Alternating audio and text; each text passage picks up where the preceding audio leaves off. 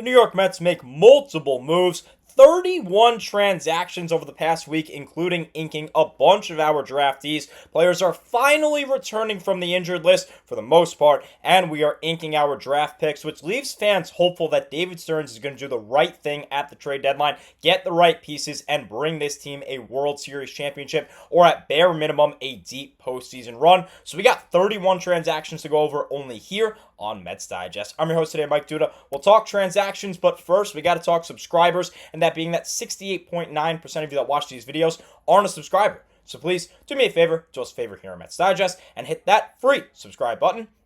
That way we can bring content to you about the amazing. So without further ado, let's go ahead and dive right in. And we're actually going to talk today before the game.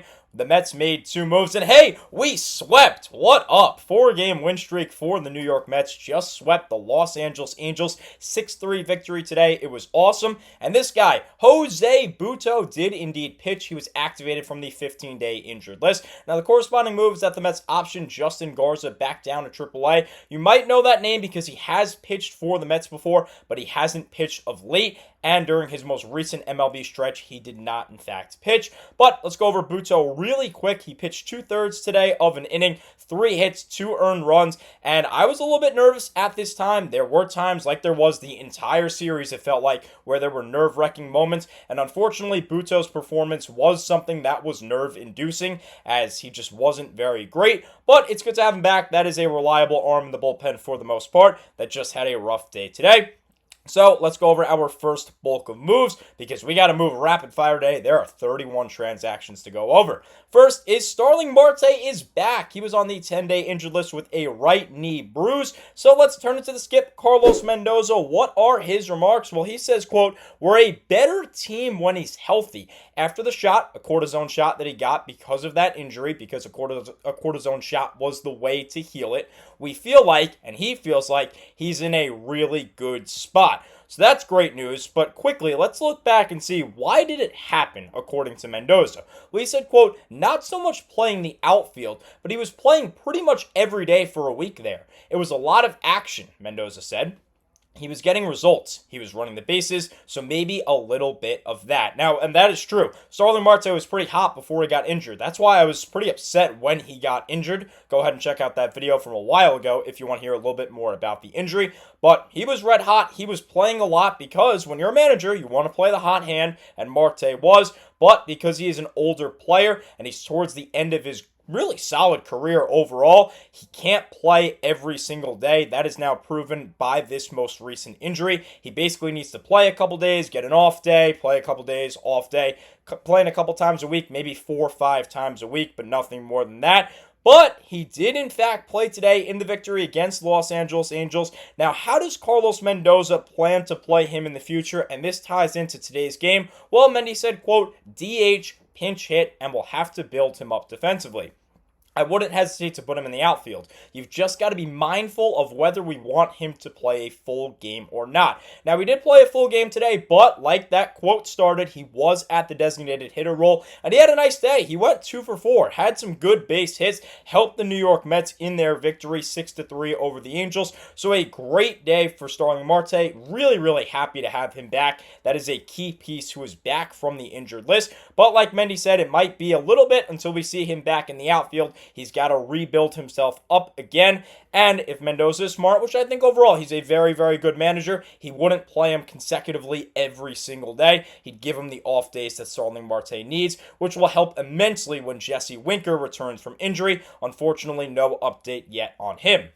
But, like I said, we got to be quick here. Let's go ahead and move on. The Mets activated right-handed pitcher Rico Garcia, who did throw in the contest on Tuesday night against the Angels, that victory. He is now 5 2/3 pitched, all scoreless with the New York Mets. In fact, he has pitched with the New York Yankees, the crosstown rival, and wasn't so good. We'll get into that in just a little bit. But the Mets also placed left-handed pitcher Brendan Waddell on the 15-day injured list, retroactive to July 19th. That was the day that David Wright had his ceremony with a right hip impingement. Now, interesting story to come about this actual injury, but let's go ahead and dive in. And it's more of a funny story about the way the roster happened. But for now, we're going to turn it to the the New York Daily News, Peter Sabordorio, who says, quote, Marte's activation came amid a flurry of roster moves by the Mets, who also placed left-handed longman Brandon Waddell on the 15-day injured list with a right hip impingement.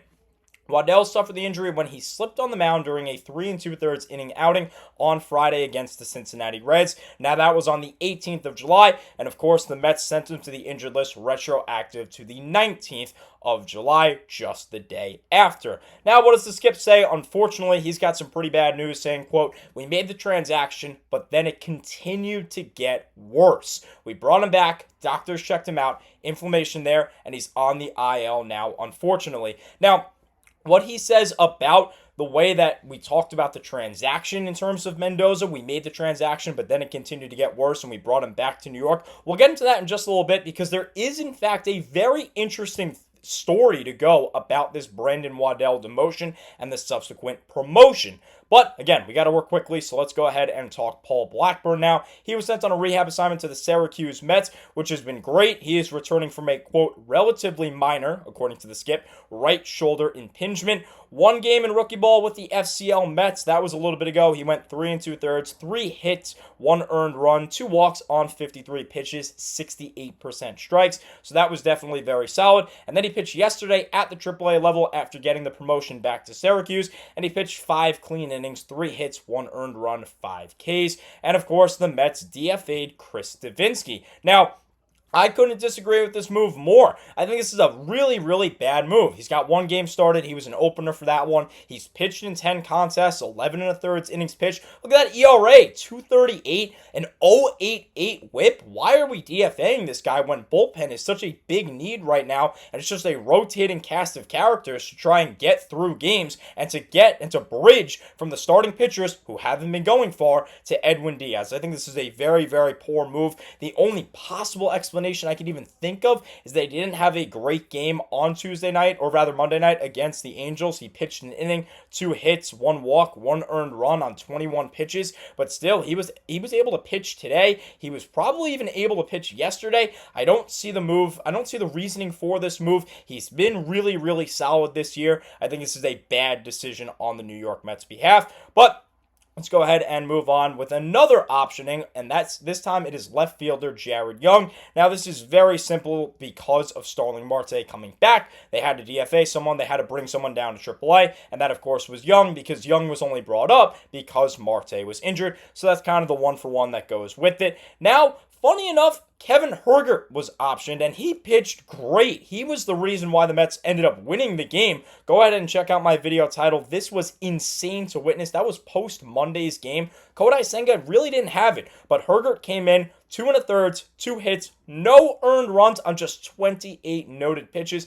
in the victory against the Angels. He was a big bridge guy between Senga and the bullpen that ended up getting to Edwin Diaz and pitched 6 innings of just 1-run baseball. So definitely a great performance by Hergert, but I understand this. He pitched a lot of innings. He probably wasn't available yesterday to pitch, and therefore, because again, that rotating cast of characters, you have so many guys who can just go up and down to the big leagues and the minor leagues. You just needed to send him down, even though he pitched really, really well. I mean, he could have pitched 5 innings scoreless. They were still going to send him down as long as he wasn't able to pitch tomorrow. Now, Justin Garza, like we saw earlier in this particular set of transactions with the Jose Butto one, he was brought up, but they didn't use him. They haven't used him so far. He has only pitched from June 10th to June 20th, and he pitched 6 2/3, giving up 4 earned runs for a 5.40 ERA. Now, this is where the confusion comes. I was talking about this with the Davinsky, and we heard that from the quote from Mendoza when he was talking about the transaction.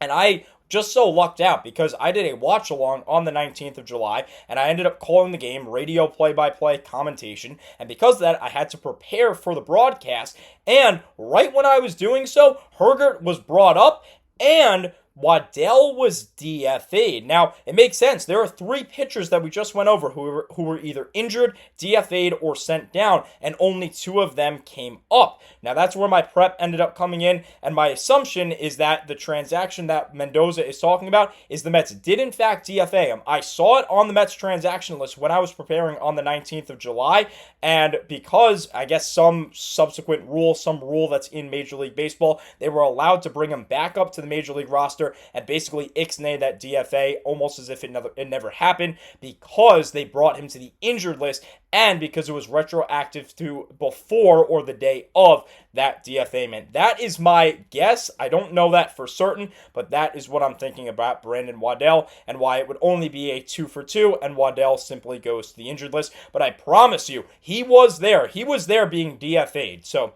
very, very interesting there. Now, the rest of these moves here that you see on your screen are just signing draftees. The Mets had a lot of guys, obviously, that they drafted here in the 2025 MLB draft, and this was very simply just inking all of them. We'll go into that in a further video to come. So with that, let's go ahead and take a look at our second batch here. We're going to start off with the Deadnil Nunez move that is not at the top of your screen, is actually down here on the bottom. The Mets transferred right-handed pitcher Deadnil Nunez to the from the 15-day injured list to the 60-day injured list. Now again, this is a very simple move. This is just to make room on the 40-man roster for Rico Garcia, who was claimed off the New York Yankees. He pitched for the Yankees, had a really, really bad outing, and then the Yankees DFA'd him, and he was out there, so the Mets picked him back up. And to make room for him on the 40-man roster, because he obviously wasn't on the team, so he wasn't on the 40-man roster, they had to bring someone to a longer injured list, and they ended up doing Nunez, because if you put someone on the 60-day injured list, they can still stay on that 40-man roster. They're just injured, but it's not the same when you talk about the 15 or the 10-day IL. So that was just a very simple move there. We've talked about Garcia. He was great last night, an inning, 1 hit, 2 strikeouts, 23 pitches, got the hold. He was awesome. And like we said, he was automatically outrighted to the MLB because the Mets claimed him off waivers. Now, we talked about this one as well when we go down to Kodai Senga, who was being optioned to Syracuse, and the recalling of Francisco Alvarez, the former #1 prospect in all of baseball. Check out that video titled Massive Mets Player Leap Incoming if you want more details on that. And of course, we sent down Kodai Senga because, like I've talked about before, Kodai Senga and Francisco Alvarez have never been on the roster at the same time. Luis Stearns is the solid #2 catcher, and when Alvarez was demoted and when he was injured, Stearns was brought up to the #1, and Senga was the #2, but with Alvarez back and probably the #1 catcher on this team, there's just no room for Kodai Senga. You can really only have 2 catchers on an MLB roster. That's almost guaranteed for any roster. It's not a rule, but that's almost what you see every single time. And the next thing that we want to talk about is that Richard Lovelady was sent outright to AAA Syracuse. This is the result of 7 moves down. He was DFA'd. Nobody ended up claiming him, so he goes back to the Mets system and he goes to AAA. Now go ahead and take a look. 9 spots down from that Lovelady move, you'll see the latter of 2 rehab assignments for Jose Butto. He was originally injured on the 4th of July, retroactive to the 1st with an undisclosed illness. He is back. As 9 spots down from that, you will find the original rehab assignment for Butto, the last thing on your screen, the most bottom thing, where he pitched for the FCL Mets and pitched a clean inning, 1 hit on 12 pitches, and then had 2 rehab appearances in AAA with the Syracuse Mets, played twice, 2 innings pitched, 2 hits, 32 noted pitches, no earned runs given up in the minor leagues. Of course, we talked about his MLB performance today, which wasn't great, but regardless, it's good to have him back. He's a trustworthy guy in this bullpen. Now, next thing we got to talk about is Brooks Raley. We spoke about this before. That was in that victory video that I talked about after that great win on Monday night. Brooks Raley is back. He was activated from the 60-day injured list a couple of days ago, and that's awesome. He's recovering from Tommy John, and now we have officially gotten through every single one of those MLB transactions. We have a few more to go over, and these are mainly draft picks. We're going to start 2 spots down with the signing of our 3rd round draft pick, number 102 overall, Antonio Jimenez. Go ahead and check out my video titled The Mets just took a huge gamble if you want to hear a little bit more about Jimenez as a prospect. And then right under that, we signed Mitch Voigt, our number 1 selection, 38th overall in the competitive balance A round. Check out that video, Breaking Mets Make Surprising Move. This is insane if you want to hear more about Voigt. The rest of this is just going to be signing guys that we drafted and picking up undrafted free agents. And speaking of Mets picks, before we go ahead and talk about that in a future video, the Mets have inked their number 1, 3, 4, 6, 8, 9, 11, 12, 13, 15, 17, 19, and 20 picks. Still left to sign our 5th round selection, 7th, 10th, 14th, 16th, and 18th. So stay tuned for videos on that. So let me know in the comment section, what do you think about all of these moves? What do you think about our guys that we drafted? Videos again to come on that. awesome day for the New York Mets. They are now on a 4-game win streak and just swept the Angels. So it's all good in Metland as always. Drop your comments down below. Unfortunately, that's all the time I have for you in today's video. Thank you so much as always for watching. And let's go Mets.